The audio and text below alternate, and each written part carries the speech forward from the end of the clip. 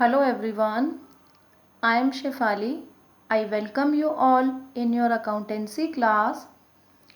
Today we will talk about payment of partners loan in case of dissolution of firm.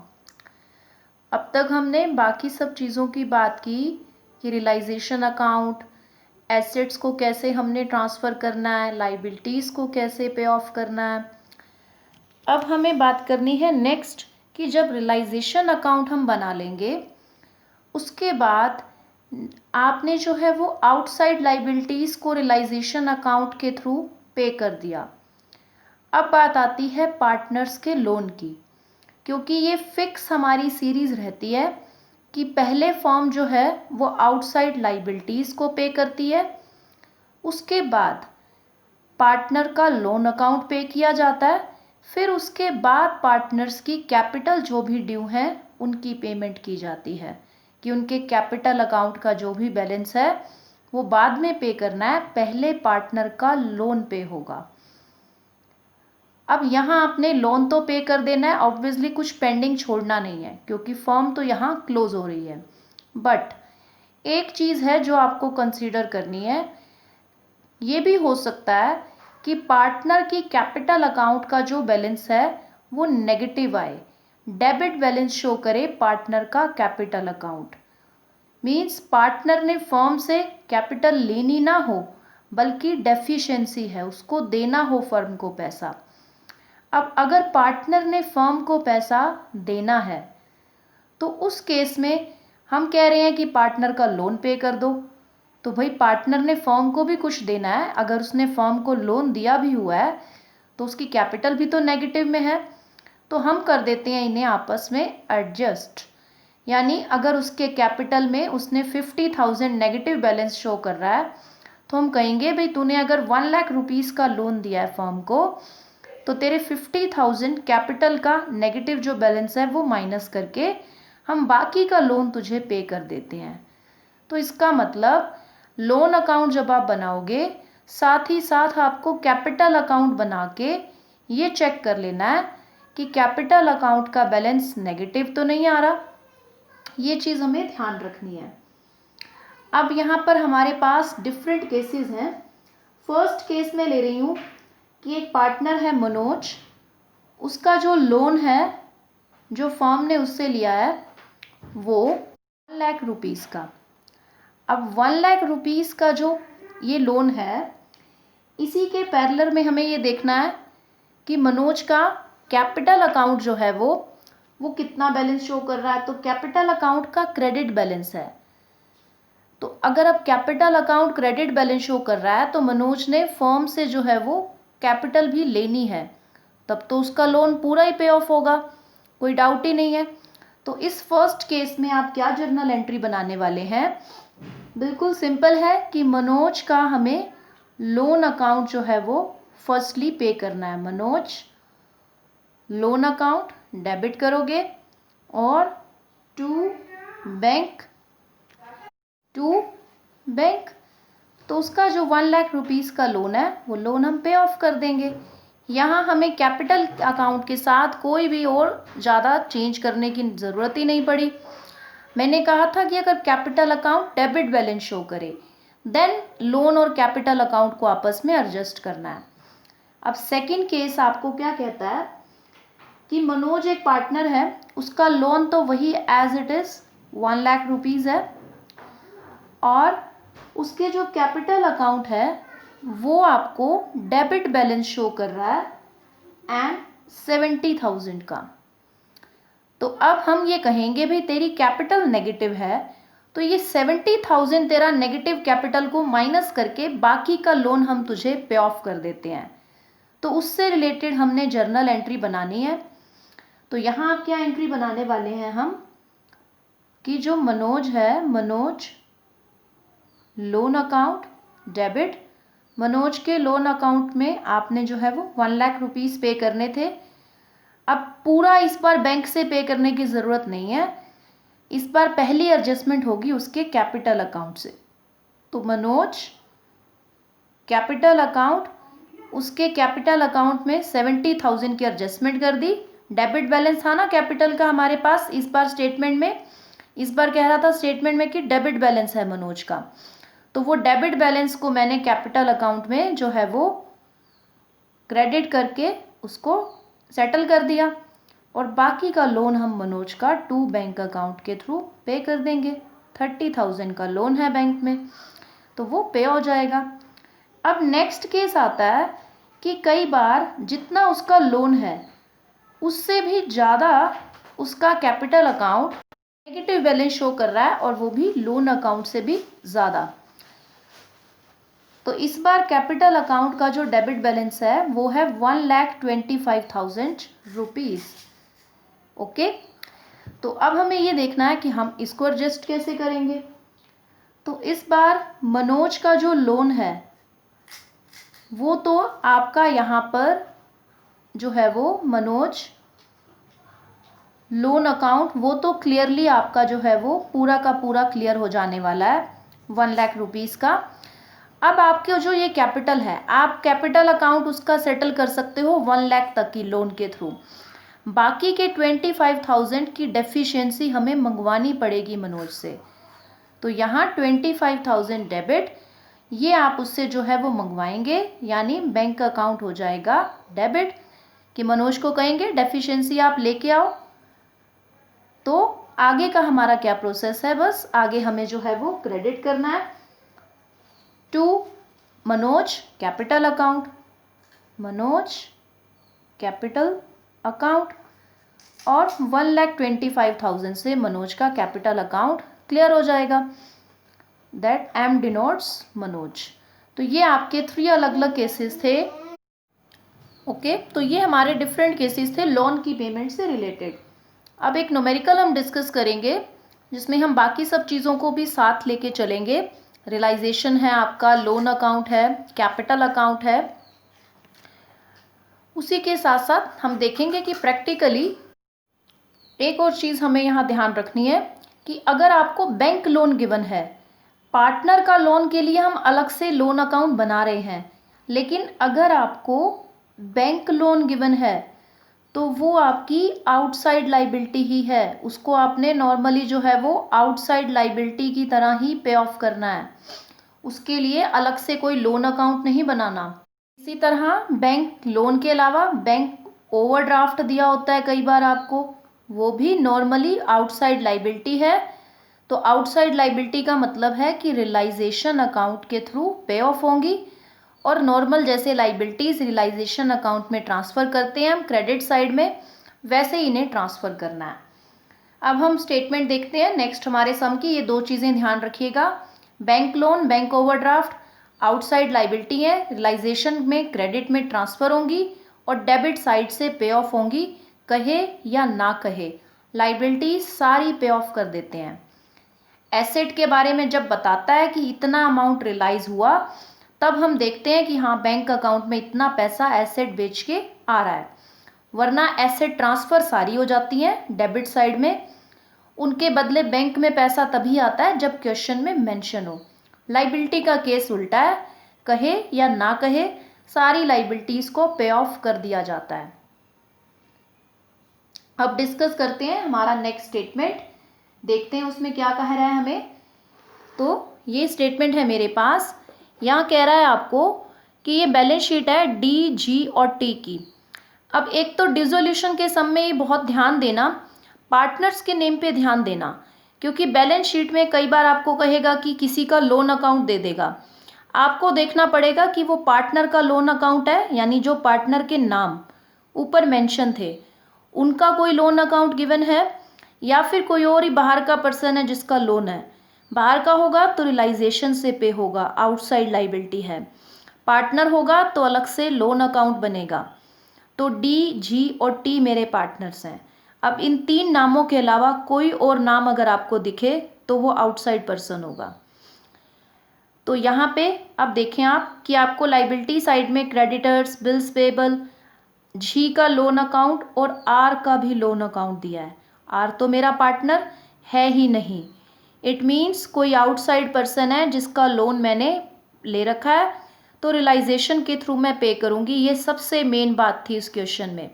हम are को भी partner मान के कई बार लोन अकाउंट के थ्रू पैसा पे करते, वो गलत हो जाएगा आपका क्वेश्चन। आगे कैपिटल्स गिवन है आपको।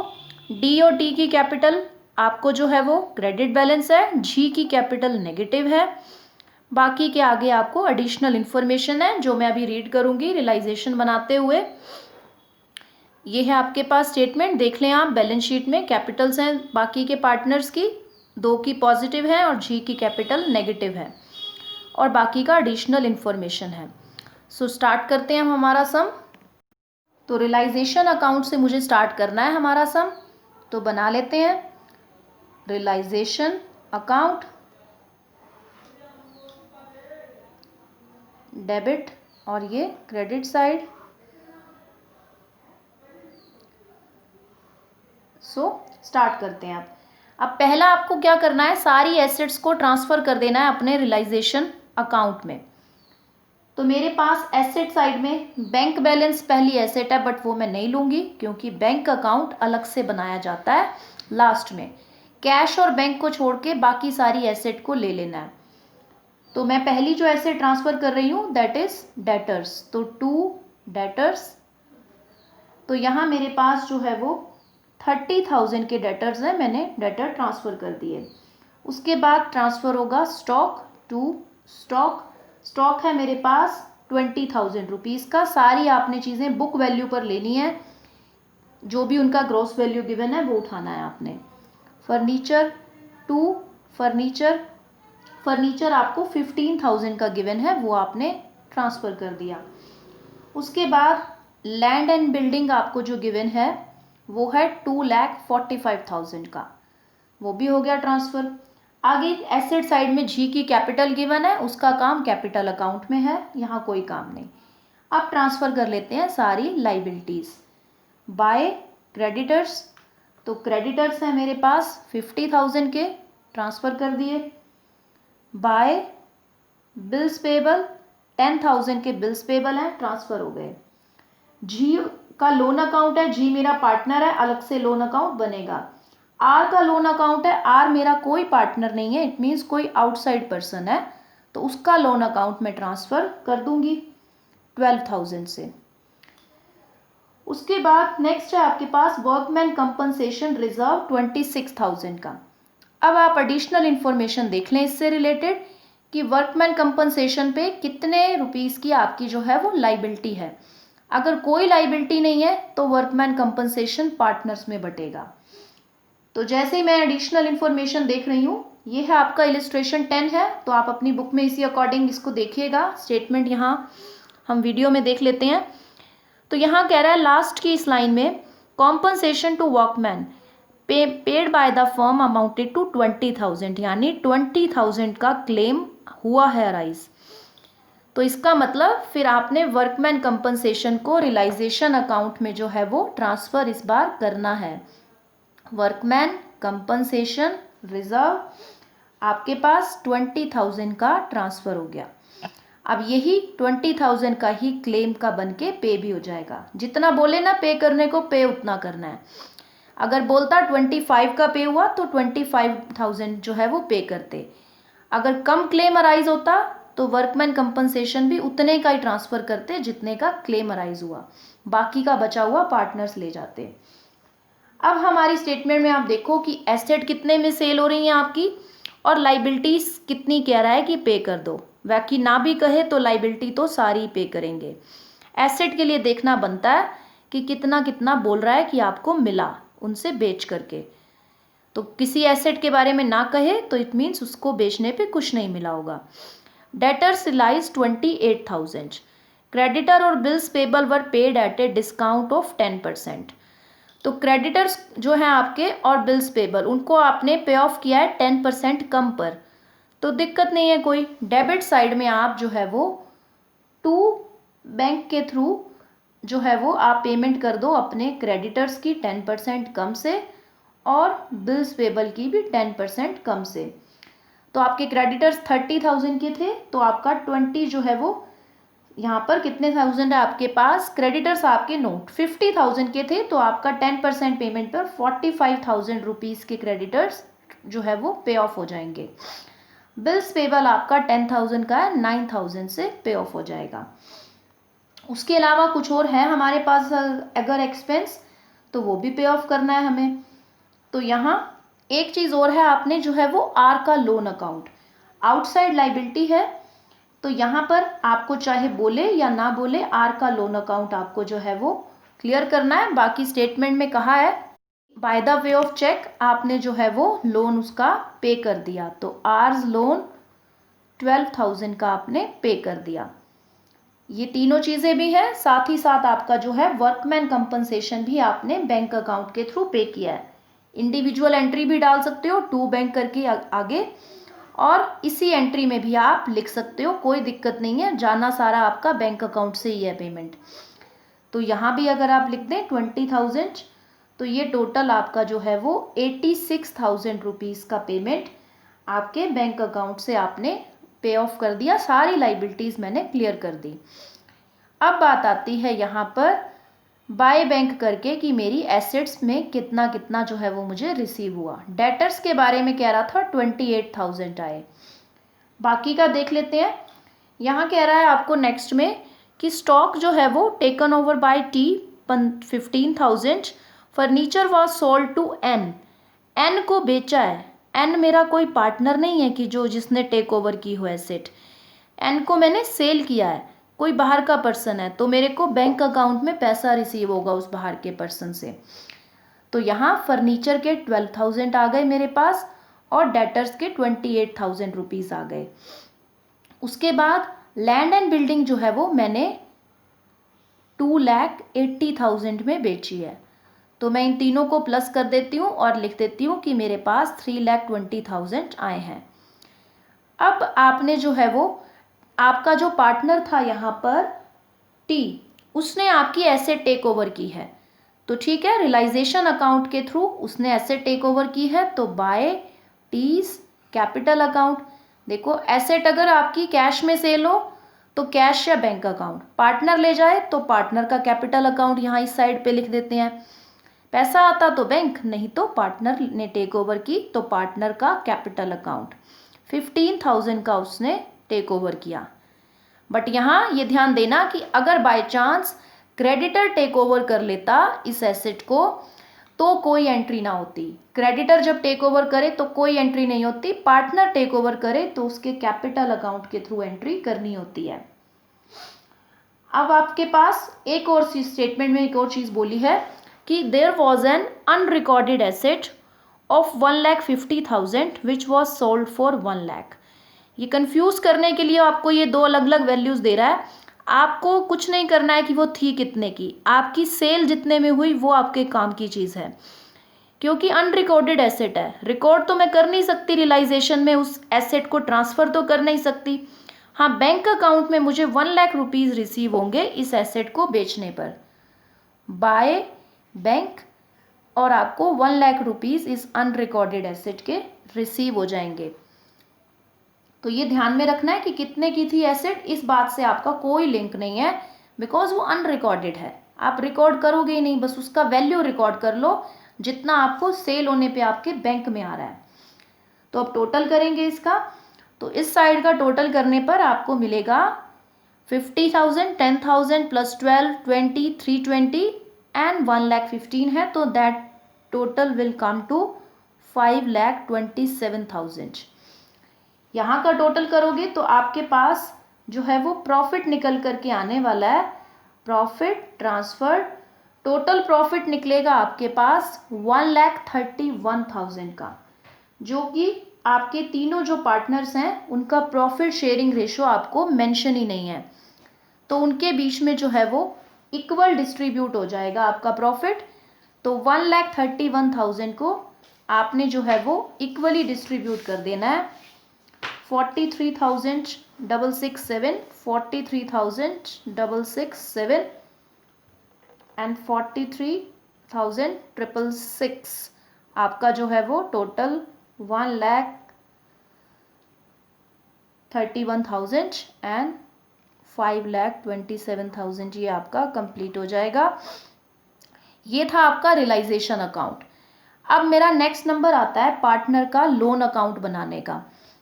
तो जी का मैं लोन अकाउंट तो बना रही हूँ, लेकिन यहाँ कन्फ्यूज़न है कि अगर जी का capital account negative balance show करे तो पहले तो देख लेते हैं भाई लोन का जो बैलेंस है वो कितना पेंडिंग पड़ा है by balance BD brought down. तो बैलेंस आपका जो है वो जी के लोन अकाउंट में हमने देख ले कि कितना था, 8,000 रुपीज़ का ओनली लोन था। तो अब आप साथ साथ में ना देख लें भाई, क्या पता उसके कैपिटल अकाउंट का बैलेंस नेगेटिव हो, तो ये बैंक से पे होने की बजाय लोन कैपिटल में एडजस्ट होना हो, तो उसके लिए हम बना लेते हैं पार्टनर्स के कैपिटल अकाउंट्स। तो पार्टनर के कैपिटल अकाउंट में तीनों पार्टनर को ले लो, D, G एंड T। तो इसी तरह से डेबिट साइड में D, G एंड T तीनों पार्टनर्स को लेके उनके पहले तो मैं बैलेंस उतार लेती हूँ, कितने बनते हैं कैपिटल के बाय बैलेंस ब्रॉट डाउन। तो D और T का जो बैलेंस था वो था क्रेडिट, और आपके पास बाकी के जो पार्टनर है यानी जो G पार्टनर है उसका बैलेंस था आपके पास में, का बैलेंस देख लेते हैं, टू बैलेंस आपके पास ब्रॉट डाउन 20,000 का डेबिट बैलेंस था जी का, नोट डाउन कर लिया। अब आपने जो है वो जितना आपका रियलाइजेशन से रिलेटेड प्रॉफिट था वो प्रॉफिट आप ट्रांसफ़र कर दें, और यहाँ पर अदर और कुछ है हमारे पास तो वो हम देख लेते हैं। एक तो स्टॉक टेक ओवर किया गया है वो भी हमें लेना है, और हमारा वर्कमैन कंपनसेशन 26,000 का था जिसमें से क्लेम 20,000 का राइज हुआ था। तो 6,000 रुपीज़ आपने जो है वो पार्टनर्स को इक्वली बांटे थे। वर्कमैन कंपनसेशन रिजर्व मेरा 26 का था, 20,000 का क्लेम मैंने ले लिया रियलाइजेशन में, बाकी का जो है वो पार्टनर्स को मैंने इक्वली डिस्ट्रीब्यूट करा, वो ले लिया। अब प्रॉफिट लिख लेते हैं रियलाइजेशन अकाउंट का। तो रियलाइजेशन अकाउंट का जो प्रॉफिट था वो था 43,667, 43,667 एंड 43,666। अब नेक्स्ट मैंने जो यहाँ पर कैपिटल टेक ओवर की, आपकी जो है एसेट आपका जो है वो टेक ओवर किया था, एसेट हमारा स्टॉक टेक ओवर किया था, तो यहाँ आपने एंट्री डाल देनी है स्टॉक टेक ओवर कर रहा है, एसेट लेके जा रहा है टी, तो उसको हम डेबिट करेंगे टी के कैपिटल अकाउंट को और लिखेंगे टू रियलाइजेशन अकाउंट। तो ये हमने हमारा सारा कैपिटल अकाउंट का काम कर दिया कंप्लीट। अब आपको बस करना है टोटल इनके कैपिटल अकाउंट्स को और देखना है कि इनकी पेमेंट कितनी ड्यू बनती है।